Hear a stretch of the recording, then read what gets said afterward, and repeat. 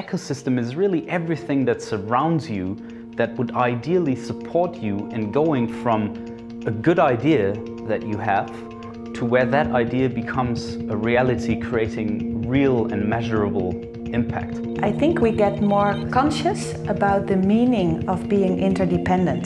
I think we have separated things a lot, but if you really want to achieve something, you have a network and everything is more fluid and more interdependent than we used to think. I do think ecosystems are important, but I think the people on the ground, the people who are working in the communities, they probably couldn't care less about ecosystems. We often talked about the wider environment, so I think ecosystem is perhaps just a development on what we used before ecosystem, but one which also recognises those wider networks and interlinkages that exist, rather than sort of siloing the processes of thinking about policy regulation. It's often pure accidental events why people meet and create something. So effective ecosystem reduces these accidental events, and it needs to have a structured process how people meet who would never meet otherwise. Really, at the heart of it, ecosystems are about relationships and the idea of collaborating even through conflict. So what we were trying to do with this event was to bring people together from across Europe involved in social innovation in one way or another to have a very concrete discussion about a word that's very much in vogue at the moment, but also can be seen quite fluffy. It can mean everything to everybody and nothing to nobody.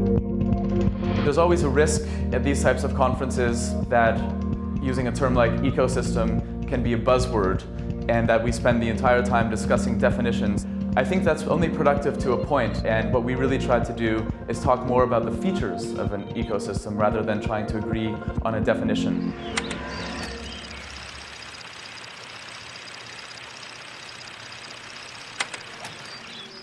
In building an ecosystem, you need both things: the hardware that provides people with organizations and support, and the software empowering people and inspiring them to take action. The tough question facing social innovation in general is, can it become more pervasive? Can it become like water so that it can actually get everywhere and be, in a sense, indestructible? There's some brilliant things going on, but they need more demand. They need the general public to know about them, to want them, to desire them. I think that, for me, is like the biggest gap.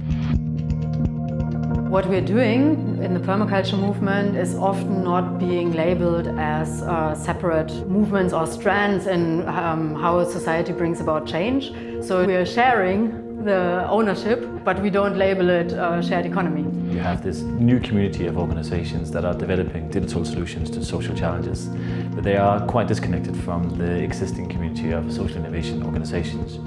I think the big challenge is, how can you bring together the people and skills who are in all these new startups with all the incumbents from the old world of social innovation, if you want.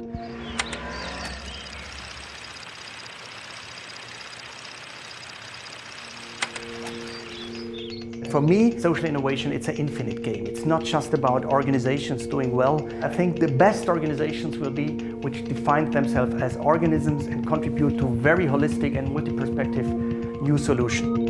And what we could do is to connect the various ecosystems so that they learn from each other. They try to build on existing solutions, but they don't really create something on its own. They rather build on what was good elsewhere and then what can be shared with others. So this kind of EU networking of ecosystems. I think changing the attitude when you are on the policy side is a key start for the social innovation community. So it's about co-inventing, so it's a change in culture.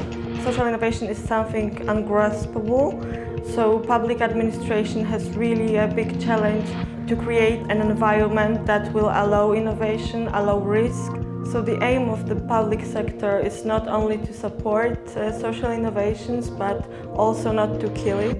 I think one essential part of support that governments can give to ecosystems is communication, so people are aware that their infrastructure is available for them to be used. What we mainly need is recognition as a voice that can be taken serious and that's actually doing the things that it preaches. To be recognized as this change maker by politicians would be amazing.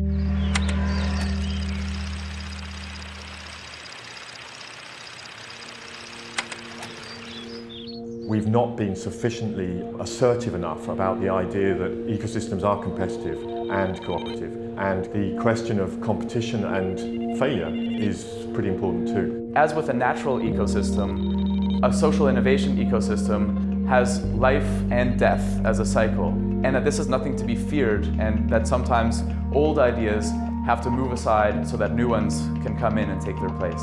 It's been so refreshing to be a part of an event where people don't all agree with each other, and actually maybe it's a sign of a mature ecosystem. We do compete with each other. In nature it happens, so why are we all so nice to each other all the time? We've kind of exposed the brutal reality of ecosystems where there's a time to compete and there's a time to collaborate. And there was a real sense we'd opened a door which hadn't been opened before. So I think there's a number of things emerging here which are worth us looking at, thinking about how do we nurture this, where do we take it? Because some of the key stakeholders here I think could probably play a more active role than they've been able to so far. There are a lot of great ideas that go unheard.